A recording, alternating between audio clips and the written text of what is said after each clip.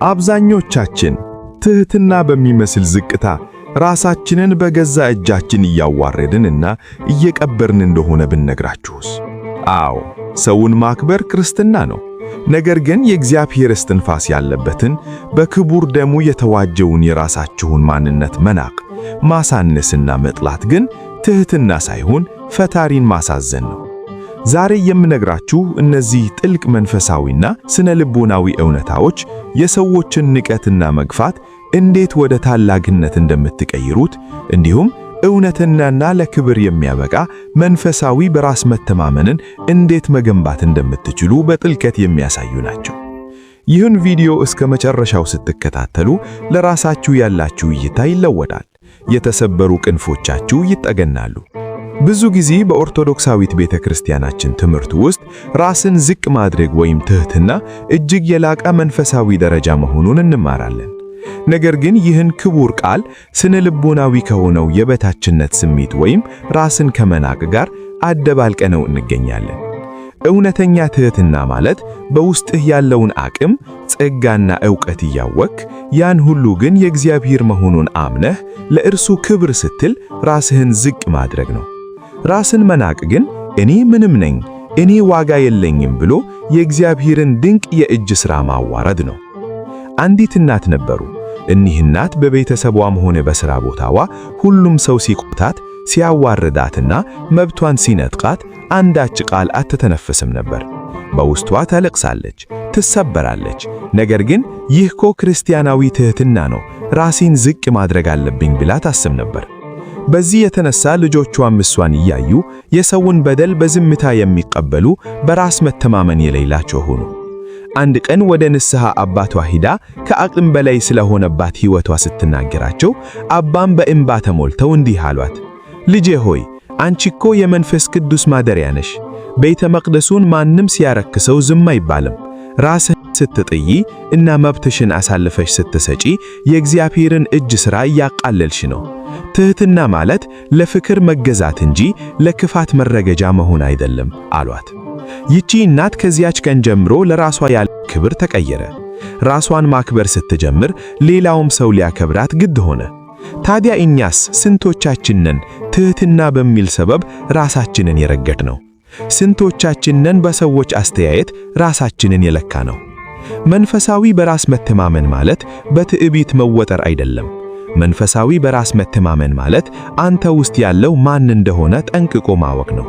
ቅዱስ ዳዊት በመዝሙሩ ግሩምና ድንቅ ሆኜ ተፈጥሬያለሁና አመሰግንሃለሁ ይላል።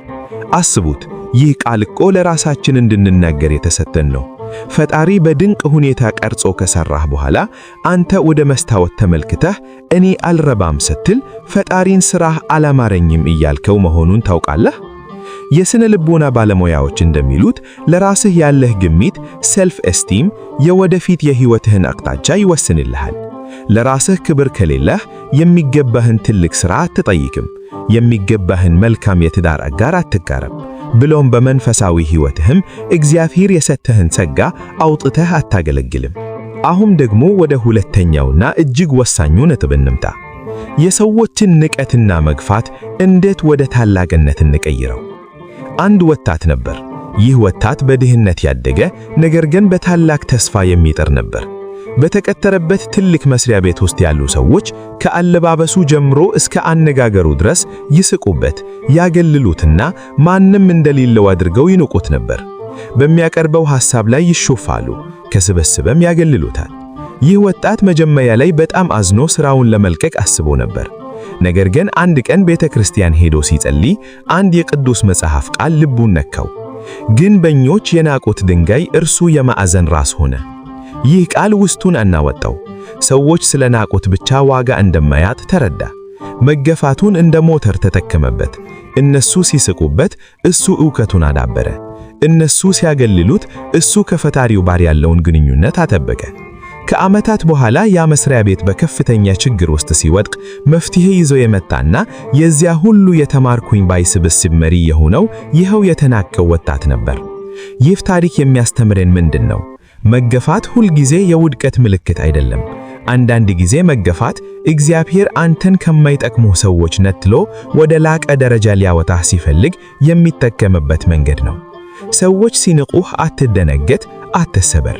ክርስቶስ እኮ በምድር ሲመላለስ በፈሪሳውያን ዘንድ የተናቀና የተገፋ ነበር።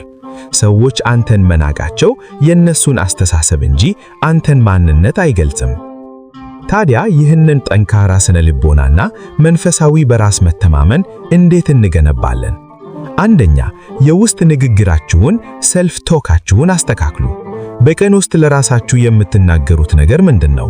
እኔ እኮ እድል የለኝም፣ እኔ ሁሌም እንደዚህ ነኝ፣ ለኔ ማን ያስብልኛል የምትሉ ከሆነ እባካችሁ ዛሬውኑ አቁሙ።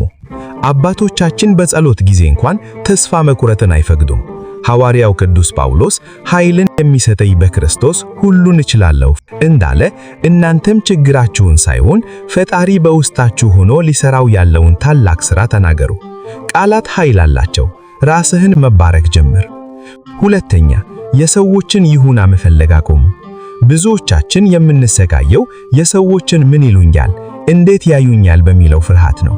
ክርስቲያናዊ በራስ መተማመን ግን መሰረቱ የሰዎች ጭብጨባ ሳይሆን የእግዚአብሔር ፍቅር ነው። አንተን የፈጠረህ በደሙ የገዛህ አምላክ ውድ ዋጋ ሰጥቶሃል። ሰዎች ቢያከብሩህም ባያከብሩህም አንተ ውድ ነህ። 100 ብር ኖት መሬት ላይ ወድቆ ጭቃ ቢነካው ዋጋው ይቀንሳል እንዴ? አይቀንስም። ሰዎች አንተን በጭቃ ቢለውሱህም መጥፎ ስም ቢሰጡህም ውስጣዊ ዋጋህ በእግዚአብሔር ዘንድ የተጠበቀ ነው። ስለዚህ በሰዎች ሚዛን መመዘንህን አቁም።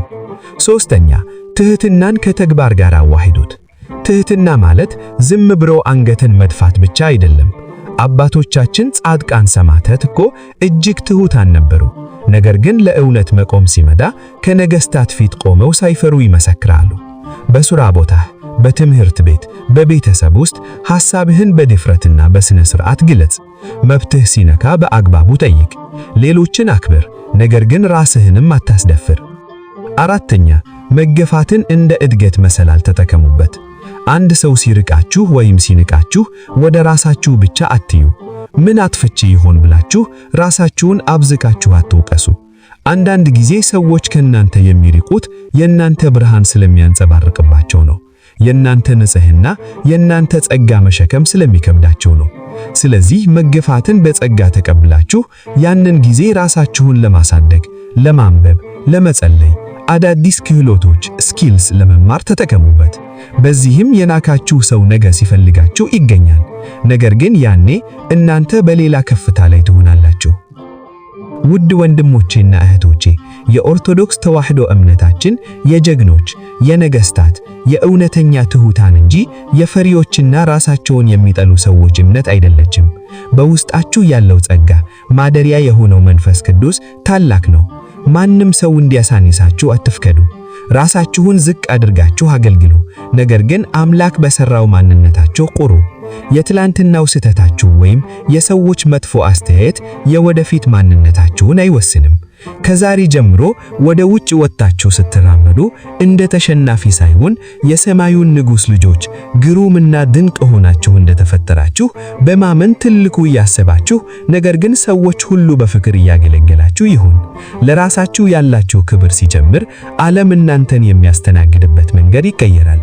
ይህ መልእክት በውስጣችሁ የተደበቀውን ማንነት እንደቀሰቀሰው አምናለሁ። ለመልካም ነገር ብቻ ተጠቀሙበት። ምስጋና ይሁን አንድ አምላክ ለሚሆነው ለአብ፣ ለወልድ፣ ለመንፈስ ቅዱስ ዛሬም ዘወትርም ለዘላለሙ አሜን።